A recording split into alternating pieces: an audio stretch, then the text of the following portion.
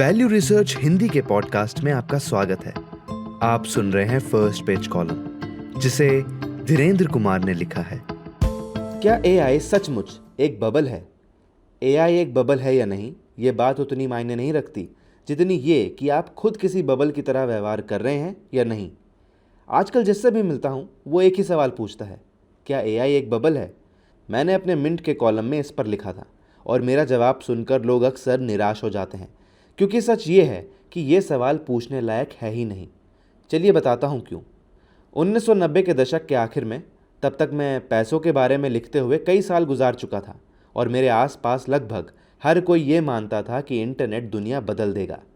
लेकिन जो बात किसी को नहीं दिखी वह ये थी कि इस सोच का सही होना अपनी बचत लगाने के लिए किसी काम का नहीं था, क्योंकि इंटरनेट से जुड़ी कंपनियों की कीमत ऐसे तय हो रही थी जैसे पूरा भविष्य पहले ही आ गया हो और उसका पैसा भी चुका दिया गया हो।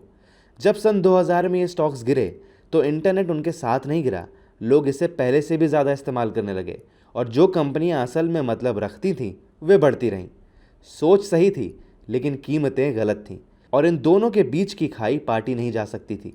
मुझे फ्रांसवा शॉले की एक एक्स पोस्ट पढ़कर ये खाई फिर से याद आई, जो शक करने वालों में से सबसे कम गिने जाने वाले शख्स हैं। शॉले ने एआई सिस्टम बनाने के लिए एक बहुत इस्तेमाल होने वाला फ्रेमवर्क केरास बनाया है। उन्होंने वह बेंचमार्क बनाया जिससे पूरी इंडस्ट्री ये मापती है कि वह सही मशीन इंटेलिजेंस के कितने करीब पहुंची है। इस विषय पर एक जानी मानी किताब लिखी है और अब अपनी खुद की एक रिसर्च लैब चलाते हैं। शायद ही कोई होगा जो इनसे ज़्यादा टेक्नोलॉजी पर भरोसा करता हो। यही वजह है कि उनकी बात सुनने लायक है।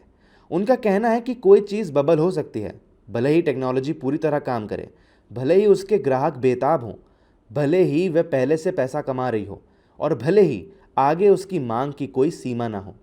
बबल बनने के लिए बस ये ज़रूरी है कि बहुत सारे लोग किसी चीज़ पर ज़रूरत से ज़्यादा जोश में दांव लगा दें और फिर किसी मौके पर एक साथ डर जाएं।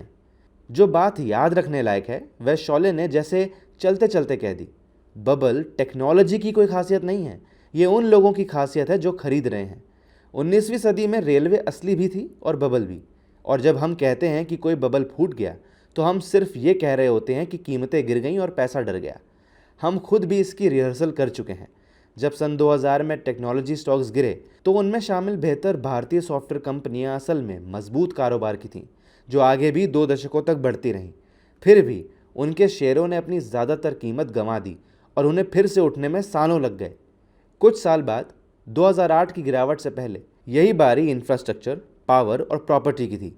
यहाँ बबल उस ज़रूरत में नहीं था, बबल कीमतों में था, और इस बात में भी कि इस सेक्टर में हिस्सेदारी बेचने के नाम पर बेची जा रही कंपनियां असल में सिर्फ प्रमोशन थी, जिन्हें कारोबार का रूप दे दिया गया था।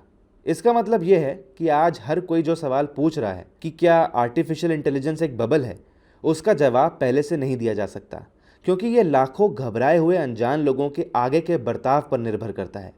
जो लोग इसे बना रहे हैं, जो इसे किसी भी टिप्पणीकार से बेहतर समझते हैं, वे भी आपको ये नहीं बता सकते, और इसका फैसला जब भी आएगा वह सिर्फ पीछे मुड़कर देखने पर ही दिखेगा। इसलिए मेरा मानना है कि ये सवाल ना आपको सुलझाना है ना मुझे। जो निवेशक समझदारी के साथ डाइवर्सिफाइड है, जो अपने परिवार का भविष्य किसी एक कहानी पर नहीं लगा रहा और जो हर दिन की सुर्खियों पर ट्रेडिंग नहीं कर रहा, उसे इस बात की फिक्र करने की ज़रूरत ही नहीं है कि ये ड्रामा कैसे ख़त्म होता है। अगर तेज़ी जारी रहती है तो ऐसा निवेशक उसका हिस्सा बनता है, और अगर ये किसी हादसे में ख़त्म होता है तो नुकसान संभालने लायक और झेलने लायक रहता है। अगर इस पूरी कहानी में कहीं कोई बबल है तो वह टेक्नोलॉजी में नहीं है और वैल्यूएशन में भी नहीं है, वह बबल आप में है। इस लालच में कि आप ज़रूरत से ज़्यादा दांव लगा दें क्योंकि आपके आसपास सबका पैसा बढ़ रहा है, और उस घबराहट में जो तब आएगी जब माहौल पलटेगा। यही एक चीज़ है जिस पर आपका पूरा नियंत्रण है, और अच्छी बात यह है कि यही एक चीज़ है जो असल में मायने रखती है।